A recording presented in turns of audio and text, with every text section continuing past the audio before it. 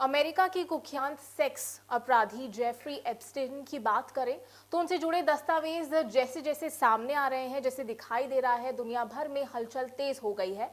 इन खुलासों में पैसों की लेन देन, सोशल संपर्क और निजी मुलाकातों से जुड़ी जानकारी सामने आई है। हजारों ईमेल्स, फोटो, वीडियोस में एप्स्टीन और उससे जुड़े लोगों के काले कारनामों, आप कह लीजिए, उसका खुलासा हो रहा है। और इसी वजह से दुनिया भर में कई ऊंचे पदों पर बैठे लोग दबाव में आकर इस्तीफा दे रहे हैं।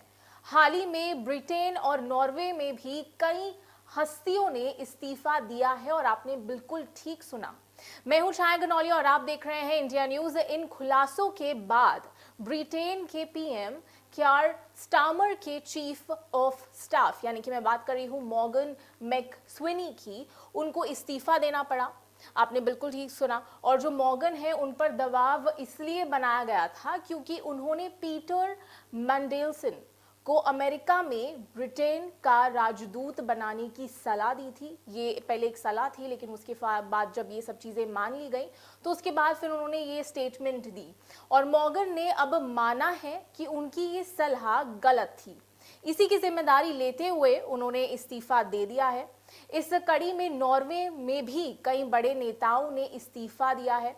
विदेश मंत्रालय के मुताबिक वरिष्ठ राजनयिक मोना जूल भी इसके अंदर शामिल है और एप्स्टीन से संबंधों के चलते जल्द ही उन्हें पद वो छोड़ेंगी, ऐसी चीजें सामने आ रही हैं।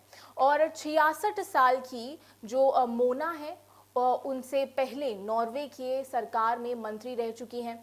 साथ ही इजराइल, ब्रिटेन और यूएसए में नॉर्वे की राजदूत भी रह चुकी हैं।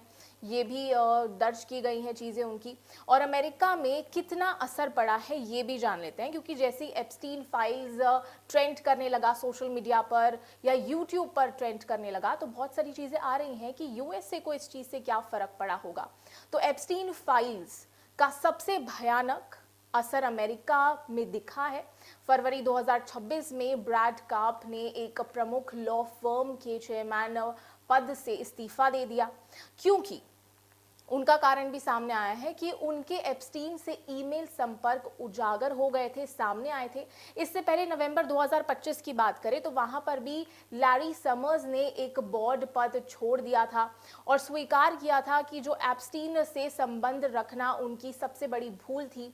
फिर दिसंबर 2025 की बात कर ले दोबारा से तो एफबीआई के डिप्टी डायरेक्टर डैन बॉन्जिनो ने भी विवाद के बीच अपना पद छोड़ दिया। हालांकि उनके मामले में सीधे संबंध साबित नहीं हुए, लेकिन फाइल्स से जुड़े विवाद ने उन पर दबाव बढ़ा दिया और एक तरीके का दबाव बनाया भी। और अब यूरोप की बात कर लें तो यूरोप में भी नेताओं पर इसका असर पड़ा है, कह सकते हैं, और भारी प्रभाव देखने को मिला है। यूरोप में एप्स्टीन फाइल्स का प्रभाव स्पष्ट रूप से नजर आया। फ्रांस के पूर्व मंत्री जैक लेन ने एक सांस्कृतिक संस्थान के प्रमुख पद से इस्तीफा दिया है। वहीं स्लोवाकिया में राष्ट्रीय सुरक्षा सलाहकार, मैं बात कर रही हूँ मिरोस्लेव लाजक की, उनके ईमेल विवाद के बाद अपना उन्होंने एक पद छोड़ दिया। और फिर स्वीडन में एक अधिकारी ने एप्स्टीन के निजी द्वीप से जुड़े आरोपों के सामने आने पर इस्तीफा दे दिया।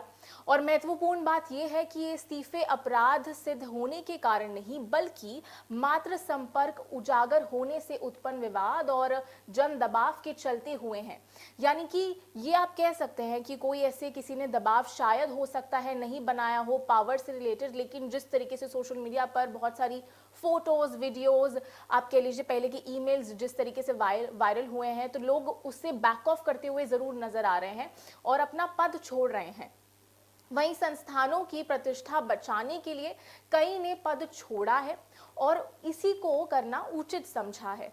बाकी आपकी इसके ऊपर क्या कुछ राय है आप जरूर बताइएगा। और जिस तरीके से लोग ऐसे पद छोड़ रहे हैं, शायद ये इन्फॉर्मेटिव हो सकता है, तो उसके ऊपर भी अपनी प्रतिक्रिया खुद की आप जाहिर कीजिएगा कि आप इस मामले में क्या सोचते हैं कि ये जो एप्स्टीन फाइल्स है, क्या ये सिर्फ एक दिखावा है लोगों को असली मुद्दों से भटकाने का, या सच में ये सब चीज़ें हुई हैं। क्योंकि ऐसी बहुत सारी वीडियोस है जो कि सामने आ रही है, बहुत सारे बयान सामने आ रहे हैं एंड अच्छा खासा कंट्रोवर्सी तुल पकड़ रहा है इस खबर को अगर बात करें इसके ऊपर। तो बाकी आपकी क्या कुछ प्रतिक्रिया है आप जरूर बताइएगा। मैं हूं छाया गनौली और आप देख रहे हैं इंडिया न्यूज़।